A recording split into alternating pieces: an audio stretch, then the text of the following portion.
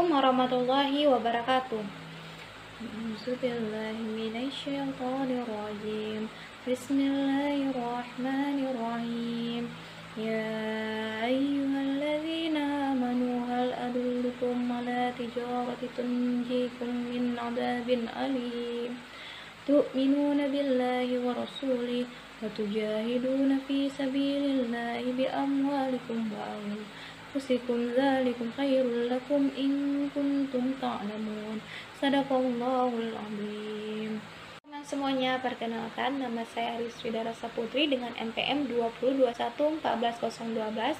Saya berasal dari kelas 6H dan saya merupakan mahasiswa dari Universitas Muslim Nusantara Al-Wasliyah Medan dari jurusan farmasi. Pada kesempatan kali ini, saya akan memaparkan proposal penelitian saya yang berjudul penetapan kadar flavonoid total ekstrak etanol pada ampas daging buah kelapa atau Cocos nucifera L dengan metode spektrofotometri UV vis dengan dosen pengampu Bapak Diki Miswanda MSc. Yang pertama yaitu latar belakang penelitian.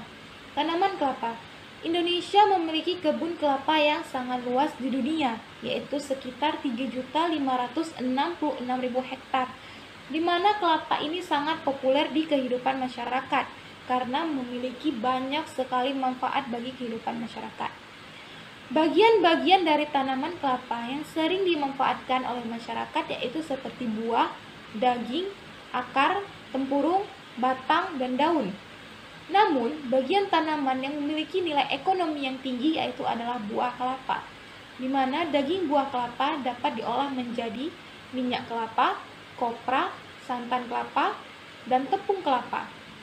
Buah kelapa juga dapat dimanfaatkan untuk pengobatan dan sekaligus kecantikan karena mengandung senyawa-senyawa kimia seperti polifenol, flavonoid, tanin, steroid, dan triterpenoid.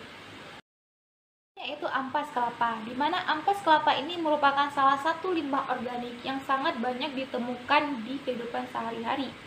Ampas kelapa ini biasanya dihasilkan dari limbah pasar maupun limbah rumah tangga, di mana menurut penelitian yang telah dilakukan oleh Jannah, Leni, dan Livia pada tahun 2019 menyatakan bahwasanya simplicia dan ekstrak ampas daging buah kelapa ini positif mengandung adanya komponen metabolis sekunder golongan flavonoid.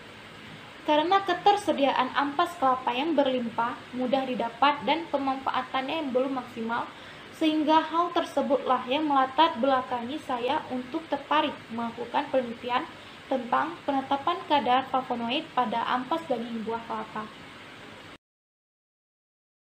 Yang kedua yaitu tujuan dan manfaat penelitian, di mana tujuan penelitiannya yaitu untuk mengetahui berapa nilai kandungan flavonoid total ekstrak etanol pada ampas daging buah kelapa atau Cocos nucifera L dengan metode spektrofotometri UV vis. Manfaat penelitiannya yaitu penelitian ini diharapkan dapat memberikan informasi tentang senyawa flavonoid total ampas daging buah kelapa atau Cocos nucifera L sehingga dapat berpotensi sebagai salah satu sediaan yang alami. Poin yang ketiga yaitu hipotesis penelitian, di mana dasar pemikirannya yaitu menurut penelitian yang telah dilakukan oleh Jannah, Leni, dan Livia pada tahun 2019 menyatakan bahwasanya simplicia dan ekstrak ampas daging buah kelapa tersebut positif mengandung adanya komponen metabolis sekunder golongan flavonoid. Hipotesis penelitiannya yaitu jika kadar flavonoid total dari ekstrak etanol ampas daging buah kelapa atau Cocos nucifera L dapat ditentukan dengan spektrofotometri UV vis.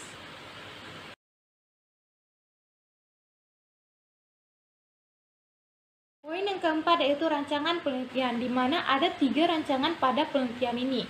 Yang pertama yaitu pengumpulan dan pengolahan sampel, yang kedua yaitu ada pembuatan ekstrak etanol ampas daging buah kelapa atau Cocos nucifera L, dan yang ketiga yaitu ada penetapan kadar flavonoid total ekstrak etanol ampas daging buah kelapa atau Cocos nucifera L dengan metode spektrofotometri UV vis.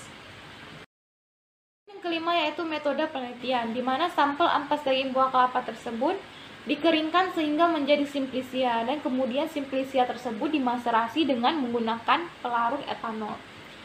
Dan simplisia tersebut juga diuji karakteristik simplisianya, yaitu di mana yang pertama yaitu diuji pemeriksaan makroskopiknya, yang kedua pemeriksaan mikroskopik, yang ketiga penetapan kadar air, yang keempat penetapan kadar abu total, yang kelima penetapan kadar abu yang tidak larut dalam asam, yang keenam yaitu penetapan kadar sari larut dalam air, yang ketujuh penetapan kadar sari yang larut dalam etanol. Yang kemudian simplisia dan ekstrak kental dari ampas daging buah kelapa tersebut diuji golongan senyawa metabolit sekundernya, di mana ada 5 uji yang dilakukan, yaitu yang pertama uji flavonoid, yang kedua alkaloid, yang ketiga tanin, yang keempat saponin, dan yang kelima triterpenoid dan steroid. Yaitu pembuatan larutan quercetin, di mana step pertama yang dilakukan yaitu ditimbang 25 mg quercetin, kemudian dilarutkan dalam labu terukur 25 ml, kemudian ditambahkan metanol sampai tanda batas ke dalam larutan induk baku, sehingga memperoleh konsentrasi 1000 mikrogram per mili, dan larutan tersebut menjadi larutan induk baku yang pertama atau LIB1. Kemudian dipipet 5 ml dari LIB1 dan dimasukkan ke dalam labu terukur 50 ml, dan dicukupkan dengan metanol sampai tanda batas sehingga memperoleh konsentrasi 100 mikrogram per mili, dan larutan tersebut menjadi LIB2.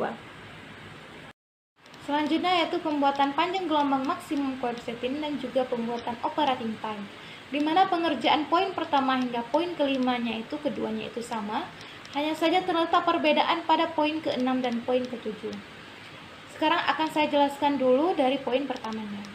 Yang pertama yaitu dipipet 4 ml dari LIB2, kemudian dimasukkan ke dalam labu terukur 10 ml, kemudian ditambahkan 0,1 ml AlCl3 10% dan 0,1 ml natrium asetat 1M, dan kemudian ditambahkan 2,8 ml Aquades, dan kemudian ditambahkan metanol sampai tanda batas. Pada pembuatan panjang gelombang, pada poin ke-6-nya itu dihomogenkan dan didiamkan selama 30 menit. Sedangkan pada pembuatan operating time-nya itu pada poin ke-6-nya hanya dihomogenkan saja. Pada poin ke-7 pembuatan panjang gelombang, yaitu diukur serapannya pada panjang gelombang maksimum 400 sampai 800 nanometer. Sedangkan pada pembuatan operating time pada poin ke-7-nya yaitu diukur operasi. Presentasi dari saya, lebih dan kurang saya mohon maaf. Jangan lupa like, subscribe, komen, dan